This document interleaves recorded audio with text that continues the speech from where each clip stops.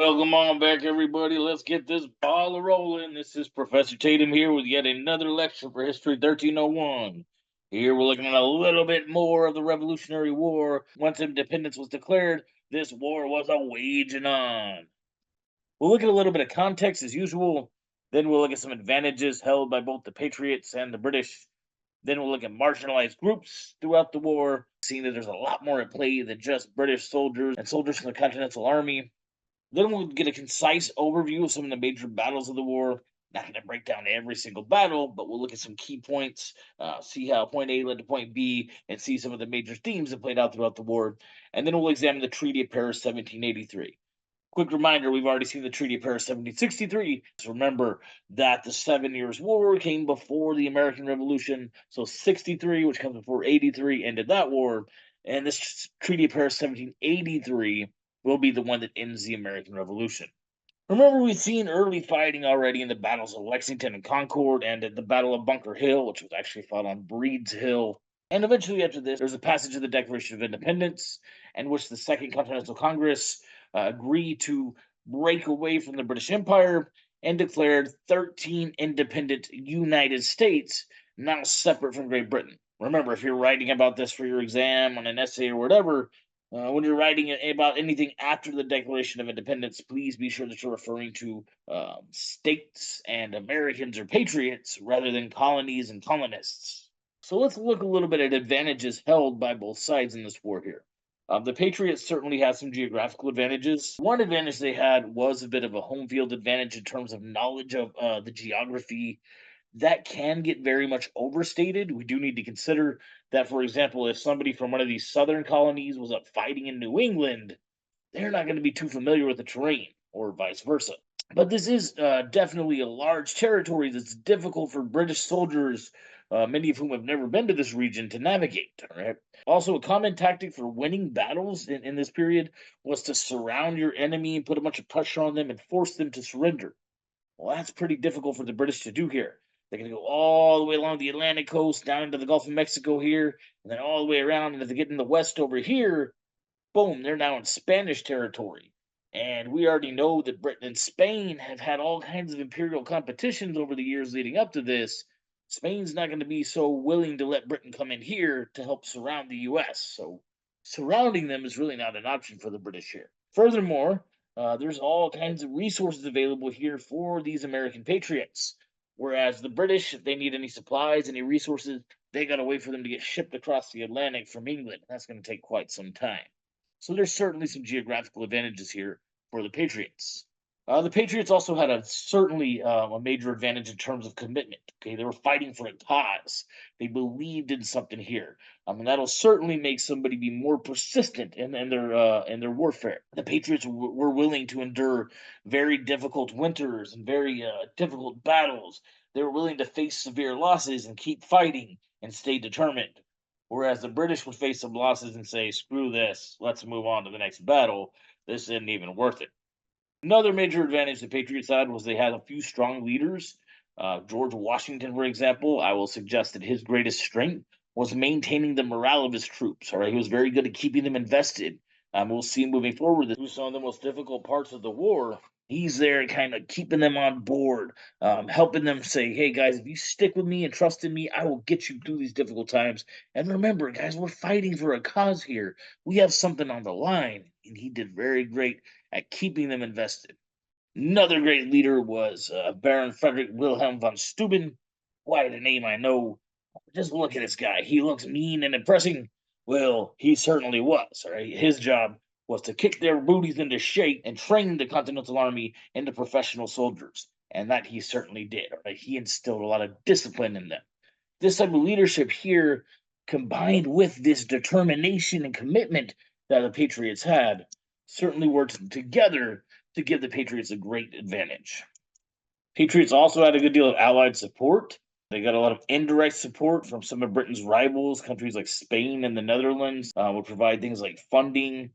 These countries here would also be, especially Spain, would be throughout the war causing trouble for Britain in other places, such as the Caribbean and in Florida. And this kind of distracted them away from the Revolutionary War. Right, and they'd have to send their navy and some of their troops out to fight off the Spanish or the Dutch. And this was very beneficial to the Americans who were fighting the British up along the eastern seaboard. And then eventually France would also provide a good deal of military support. We'll see when that really comes into play moving forward. Keep in mind, though, a lot of this was made possible by great diplomats like Benjamin Franklin and John Adams and Thomas Jefferson.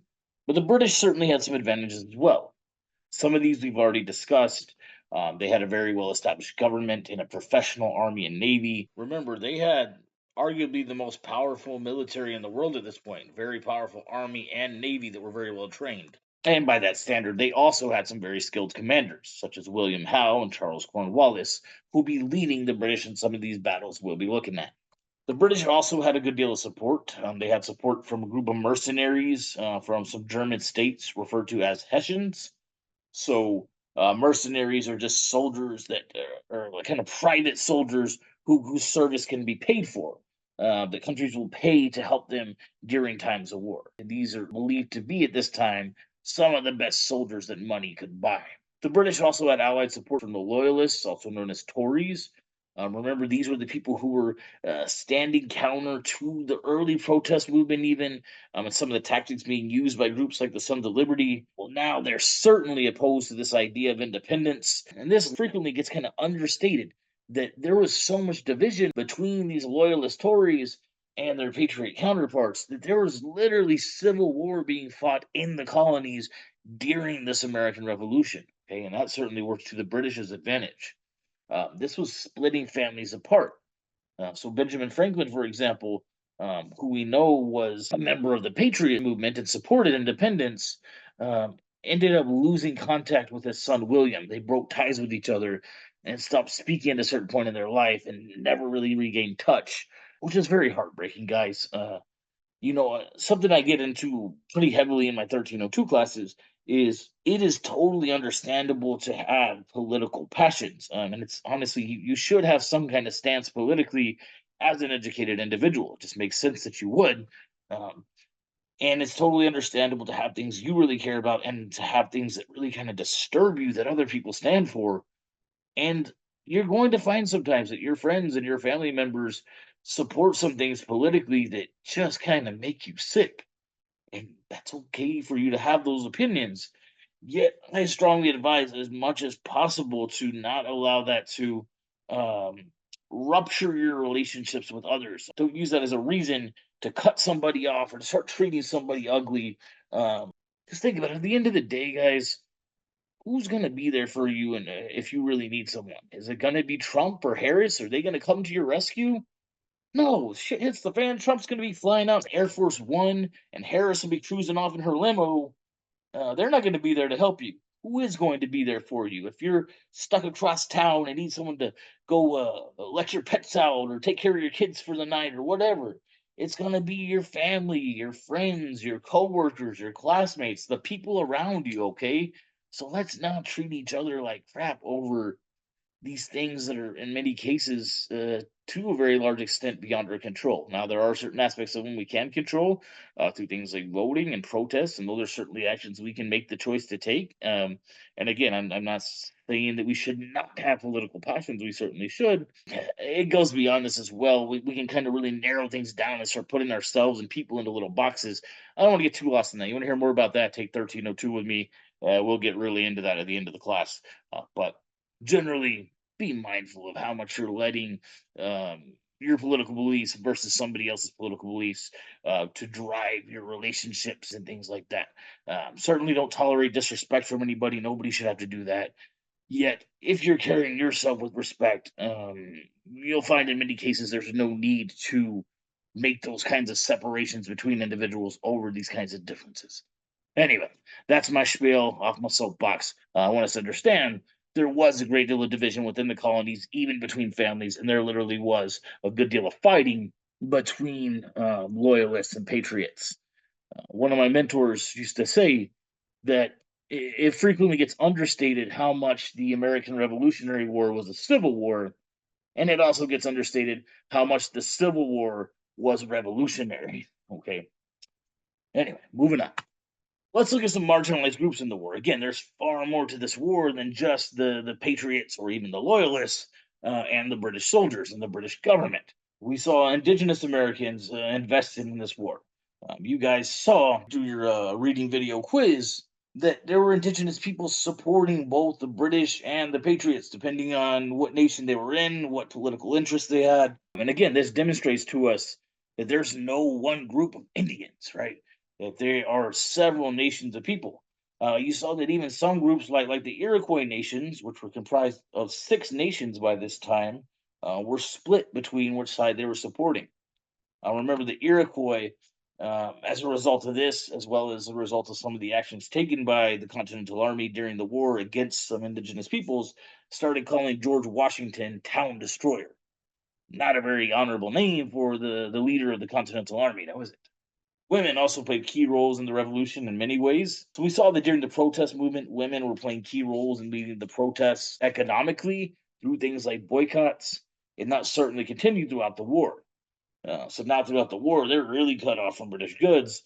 So women started what was called the homespun movement, where they participated in what was known as spinning bees, where they would work together to create products to replace the lost British products. Okay, so they would make things like clothing, they make uniforms for the soldiers. They would make American flags, all kinds of things to help contribute to the war, as well as to help the common people surviving in these new American states now that they were cut off from the British.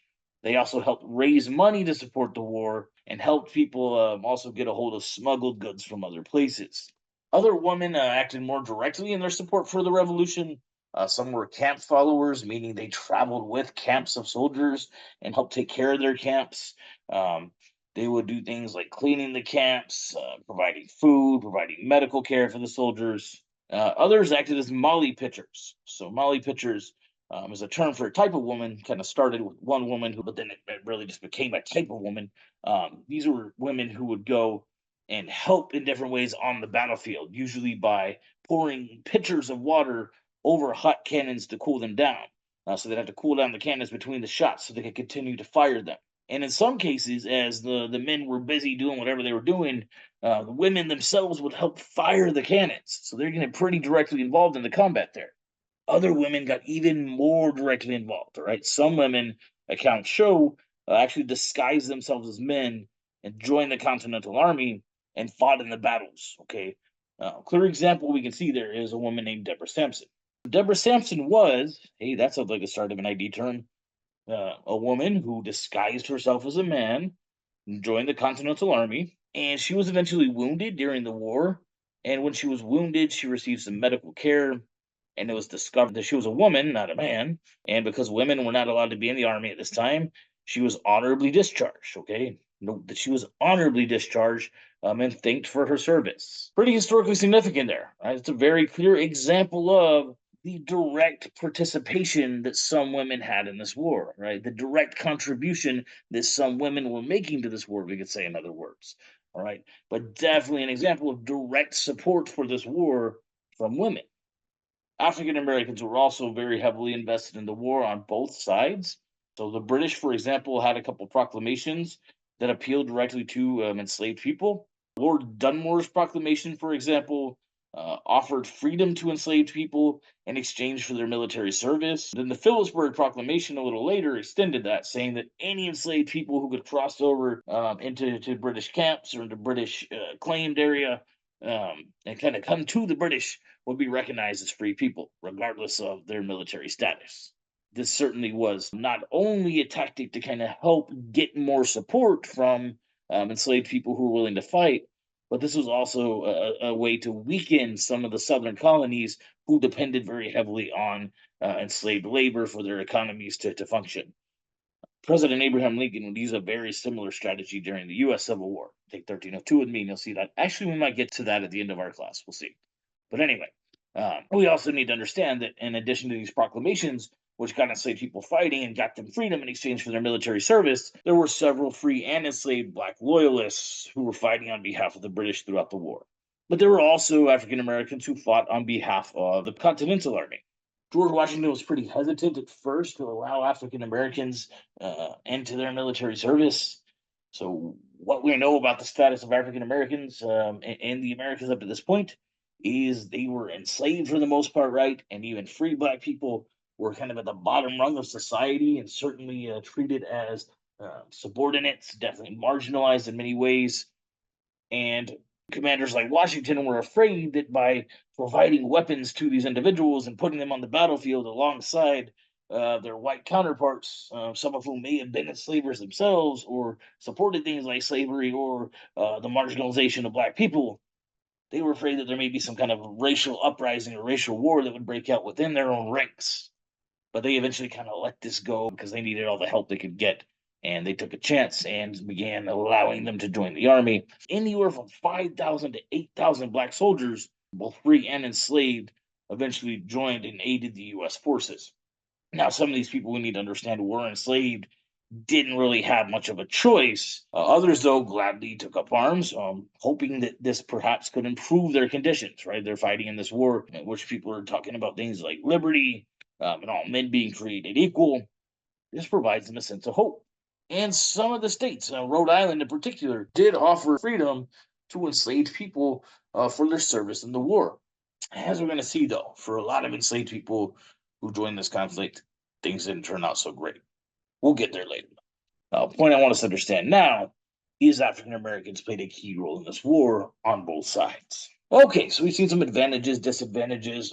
We've seen that this war involved a lot more than simply the British and the Continental Army and even the Loyalists. A lot more at play there. But let's now look at some of the key battles of this war, some of the key events of the war, and try to understand what was going on here.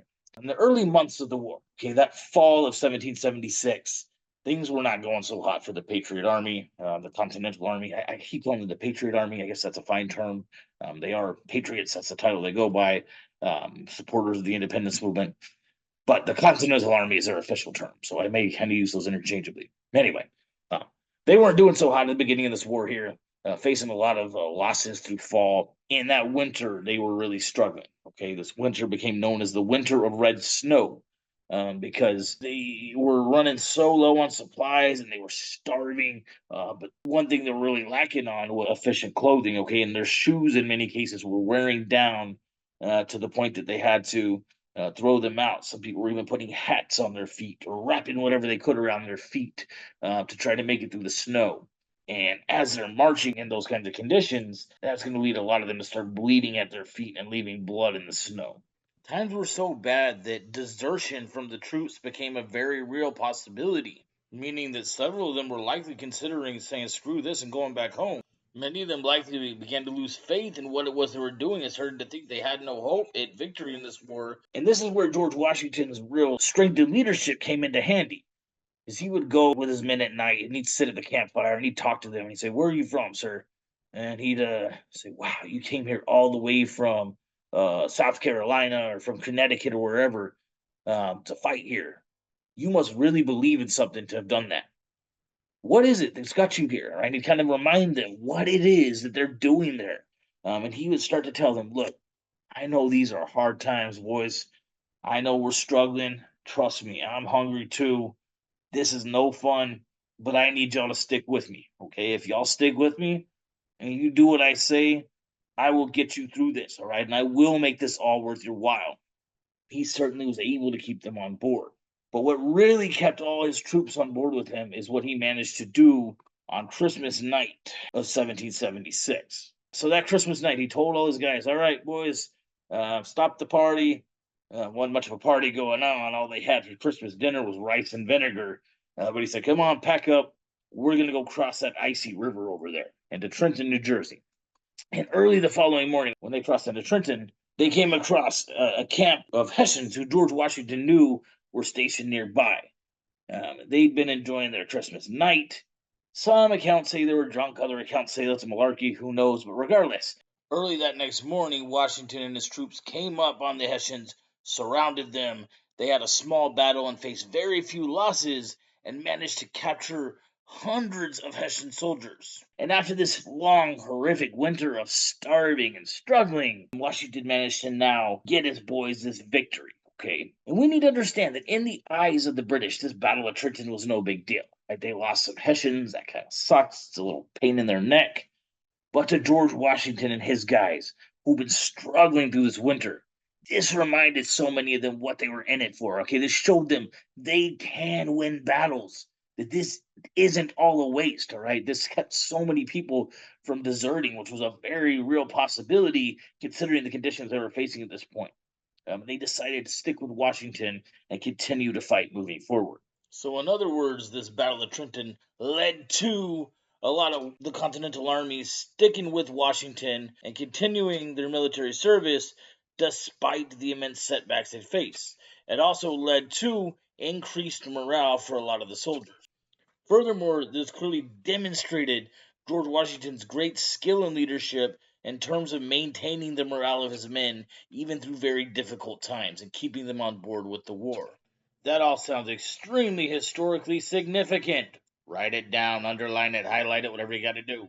A major victory came, though, at the Battle of Saratoga, in which an American commander, Horatio Gates, managed to capture a prominent British commander, John Burgoyne. So, without getting too lost in the sauce here, John Burgoyne was heading down south from Canada toward the New York area, and he was going to meet up with a couple other armies of British soldiers. Problem was, John Burgoyne, he was kind of a heavy packer, and he had all kinds of stuff with him. He had a whole mobile library with volumes and volumes of books that, for whatever reason, he thought he needed with him on the battlefield. He had all kinds of fine wines and luxury items and all kinds of crap. So they had to pack all this stuff up, and it took forever to pack it. And then it's kind of slowing them down, dragging that all through the countryside down to New York. And since they were moving so slow, Horatio Gates and his army were able to cut John Burgoyne off, surround his men, and capture him. Now, this was a major victory, guys. This is a huge army led by a very prominent commander. So this was much more meaningful to the British. This was much more of a harsh loss for them than anything like the Battle of Trenton. What's really significant about this Battle of Saratoga is that the whole world was watching, and a lot of Britain's imperial rivals, countries like Spain, France, and the Netherlands, who had faced major losses from Britain in some of the great wars for empire, including the 7 Years' War, had been wanting to support the US throughout this war because they really wanted to see Britain suffer. We got to keep in mind, France had been kicked out of North America for the most part.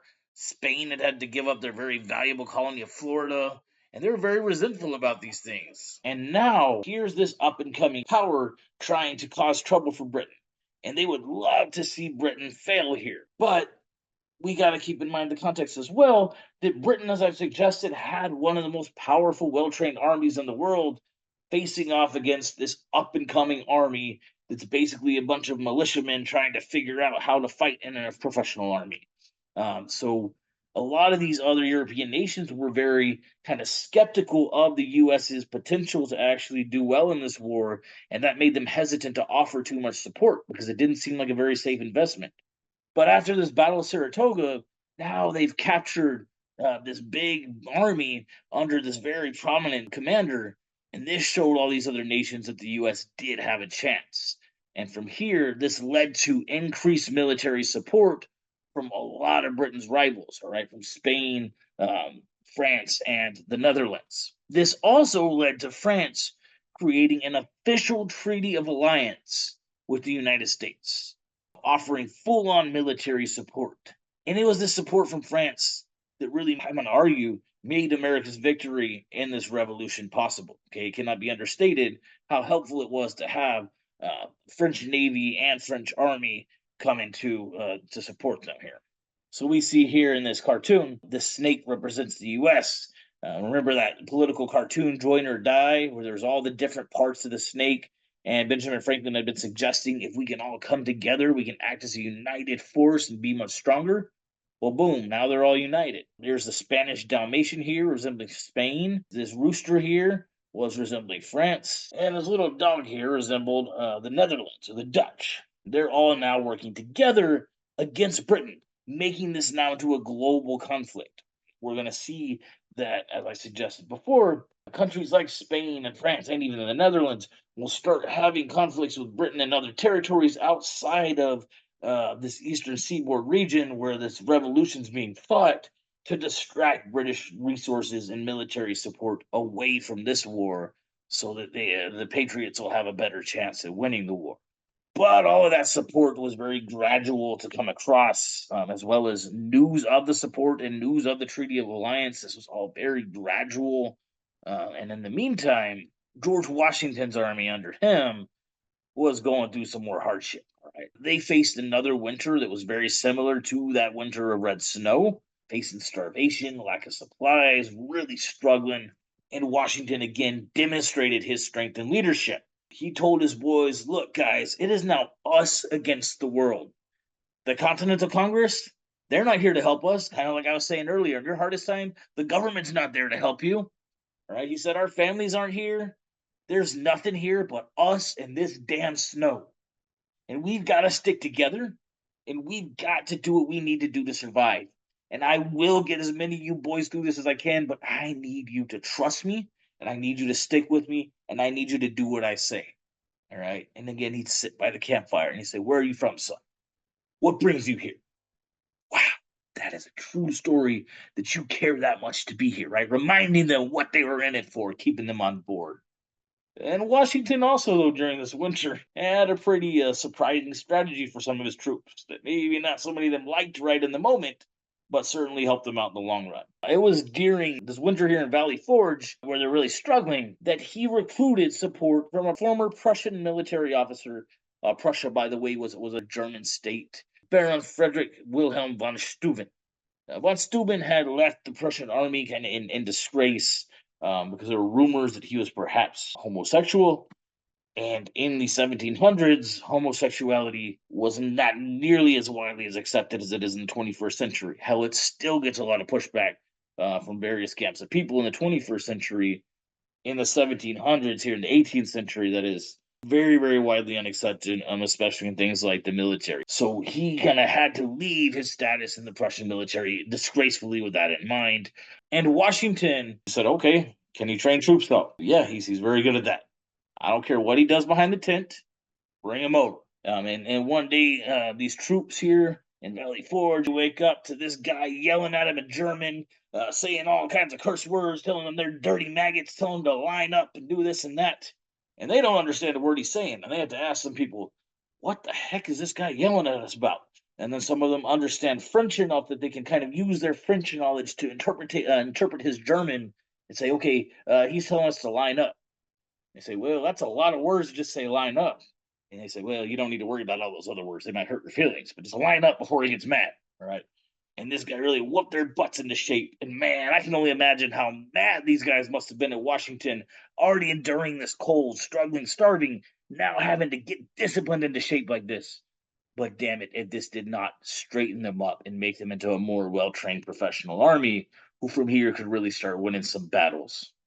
And it was perhaps that type of experience, and definitely a product as well of the Treaty of Alliance and support from France that helped the Continental Army win this final major battle here at Yorktown. Just a little bit of context that might be helpful. Again, I'm going to try not to get too lost in the sauce. Leading up to this battle at Yorktown, we need to understand that the commander who had been in charge of British troops, kind of head commander of British troops in this American Revolutionary War, had been a guy named William Howe. And William Howe had been replaced in the later years of the war by a commander named Charles Cornwallis. And there was an American commander named Nathaniel Greene who made it his mission to wear down Cornwallis. Okay, he kind of led Cornwallis on a wild goose chase throughout the United States, making him pursue him and pursue him and pursue him, really wearing down his troops and weakening them. They'd have little skirmishes here and there, but then he'd kind of retreat and keep moving, keeping Cornwallis on the run.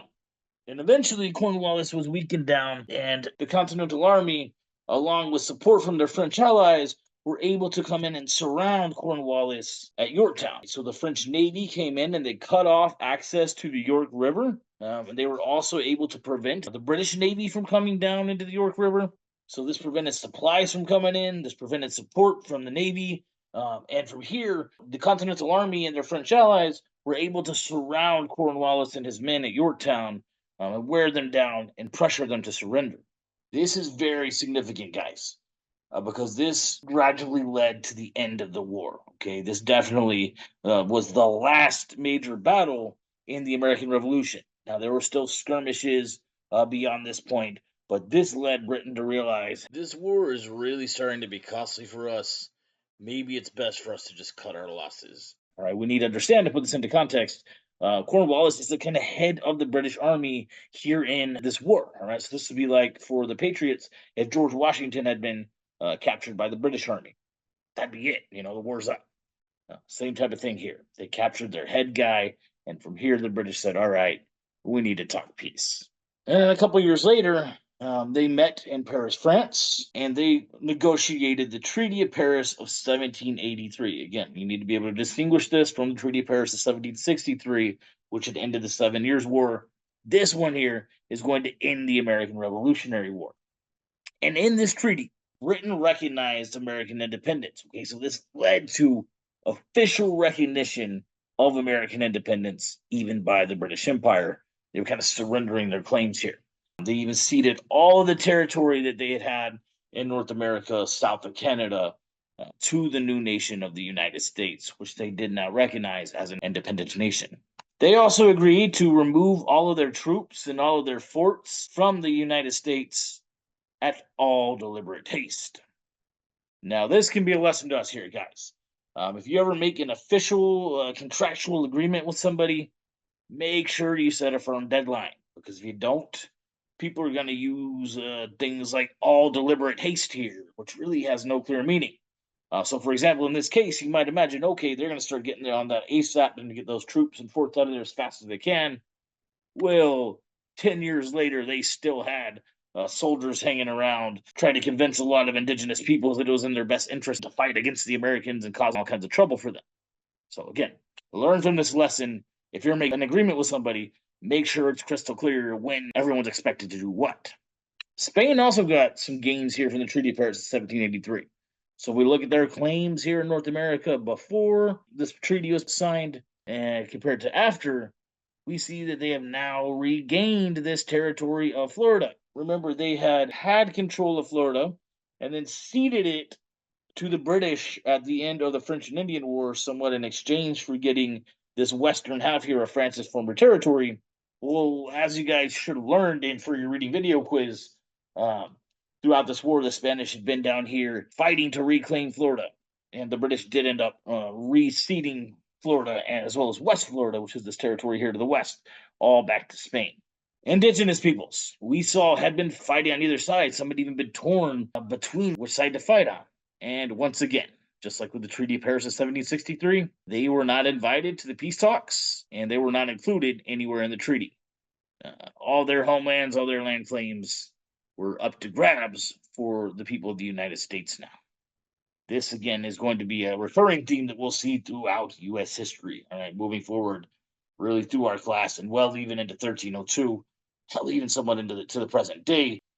Indigenous sovereignty is largely undermined and not considered when political agreements are made. All right, guys. So from here we have an independent United States. This is exciting as hell. We need to understand once again, this was a series of colonies extremely divided among themselves, who managed to somehow come together just enough to fight for a common cause. Now, again, they're independent states. They see themselves as separate and, for the most part, and just loosely united, but still, they were able to stand together enough to break free from this empire here. This is phenomenal, okay? And this is going to inspire all kinds of similar actions moving forward, as we'll see in our next lecture. Another thing we're going to grapple with in our next lecture is how revolutionary this revolution was. Okay, we need to consider, was this really a revolution? Did it really make a whole lot of changes in the big picture? And I'm going to suggest in some cases it certainly did. In other cases, perhaps had a lot of potential that it didn't quite own up to. We'll look at that all in the next lecture. Go ahead and break it off here for now. Let me know you got any questions. Otherwise, I believe that's all, folks. Over and out.